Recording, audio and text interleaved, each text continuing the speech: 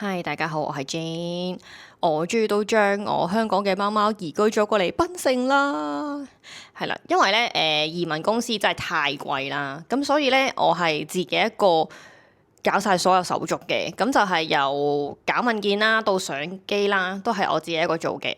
咁所以咧今日就想同大家分享下嗰個過程同埋成個開支係點樣。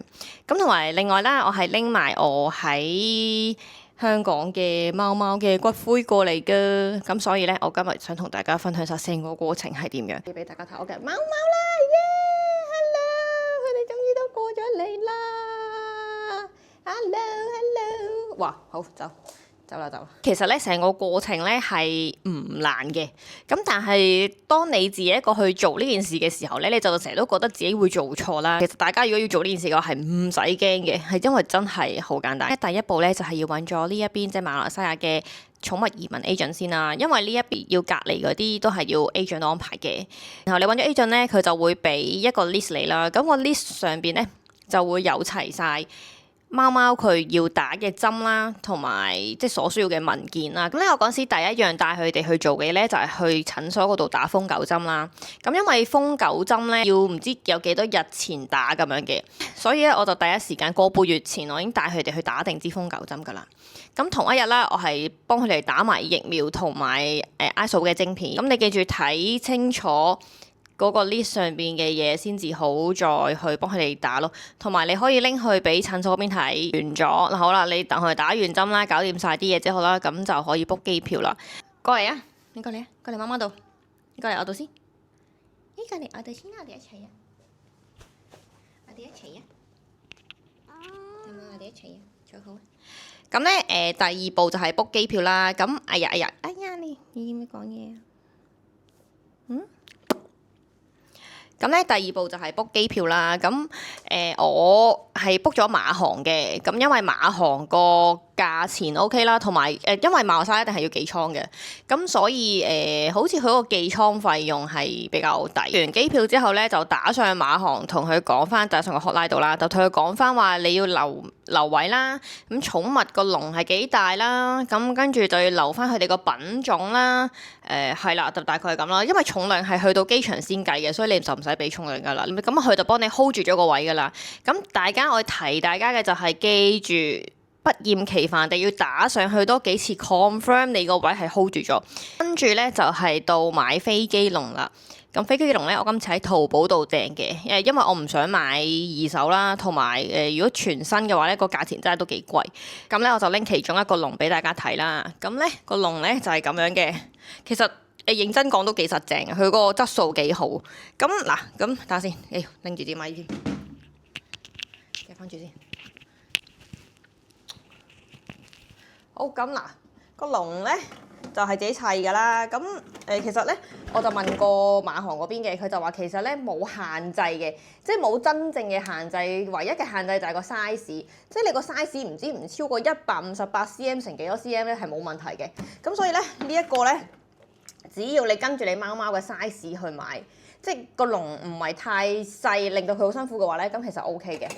好，咁咧最重要咧就係嗱，你買淘寶嘅時候咧，佢就會有啲尿墊啊！棘住頭髮，喂，好痛啊！BB，棘住貓咪頭髮啊！哇點解我支咪會哇？就陷害我，好痛啊！已經甩咗咁多頭髮㗎啦，仲甩。妖！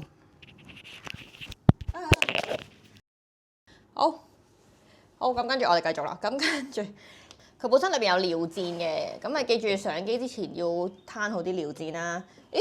咁咧佢就係有一個食物兜，同埋有個水樽嘅。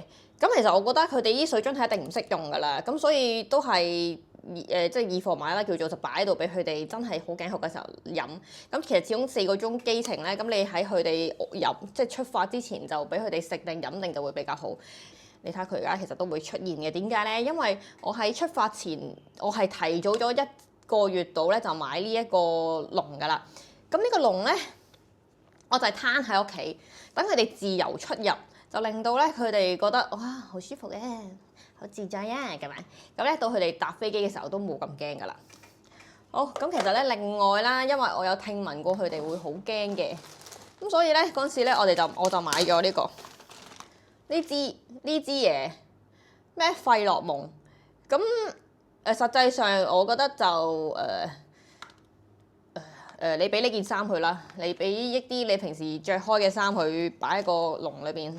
當你咧完成咗你嘅機票啦，同埋買完飛機籠之後咧，你就可以俾你嘅資料個 agent 去幫你申請張 import permit 噶啦。咁首先啦，你就要準備歷年嚟嘅針卡啊！我係真係所有佢以前由出世到啱啱打嘅針卡，我都俾晒個 agent scan 晒俾佢。咁跟住咧就俾埋啦，你去打針嗰啲，去打針嘅嗰啲針紙啦，咁即係 ISO 嗰張針紙啦，同埋你嗰個瘋狗針嗰張針紙俾埋佢。咁咧，佢就會幫你做個 import permit 噶啦。咁同埋其實你要自己入啲資料，記住啲資料真係唔好入錯。成功拎咗 import permit 之後咧，記住啦，要將資料 check 3次。check 完之後咧，咁我哋就可以拎 health cert 嗰一日啦。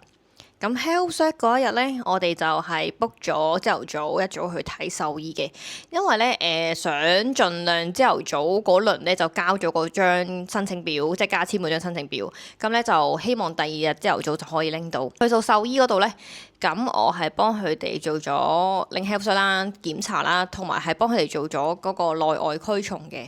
個 list 上面係有寫明要內外驅蟲啦，咁係叫嗰個叫獸醫咧係有寫明到呢度。有寫明到咧，佢係有做到驅蟲嘅。咁拎咗呢份 health cert 啦，咁之後咧就連埋呢張，呢個咧就係喺漁農署個網度都可以 print 到嘅份文件。咁咧你就填定啦，或者你去到先填都得嘅，因為唔係好多嘢要填嘅啫。就拎埋呢兩份嘢啦，再加埋你之前針紙正本啦、針卡正本啦，咁再加埋你所有嘅 import permit 啦。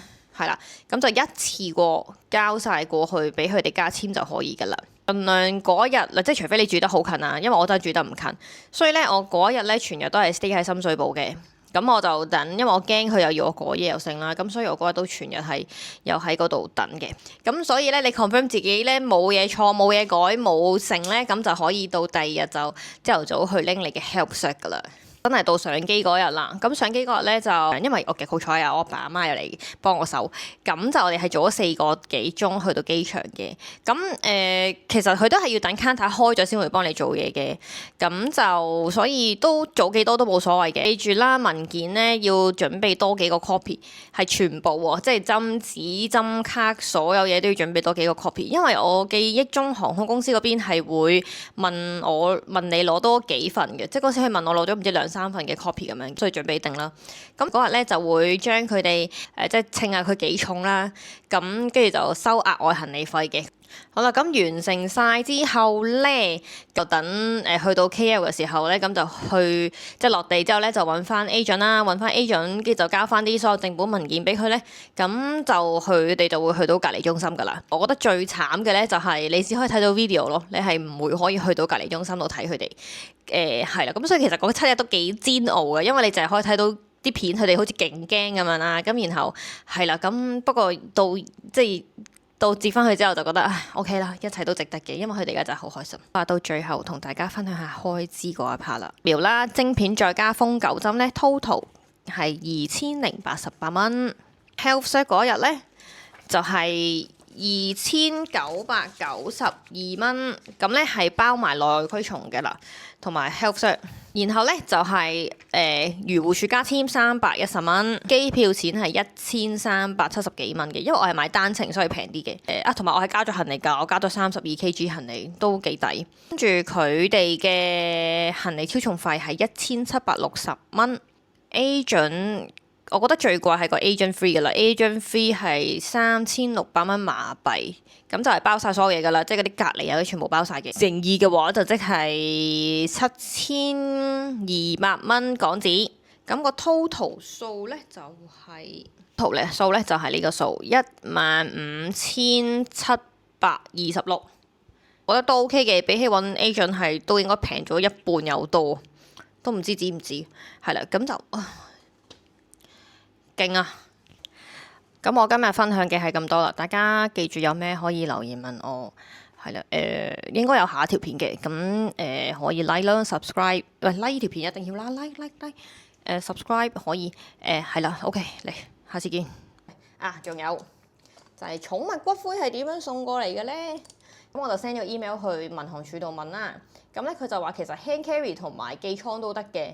咁最主要咧就係你要問翻火化公司拎翻一份文件去證明。咁嗰陣時咧我就拎咗封咁嘅信啦。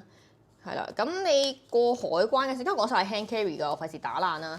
咁 hand carry 嘅時候咧，佢就會過嗰個機㗎嘛，過完之後佢就會問啊呢個咩嚟㗎？咁你到時就拎呢封證明俾佢就得㗎咯。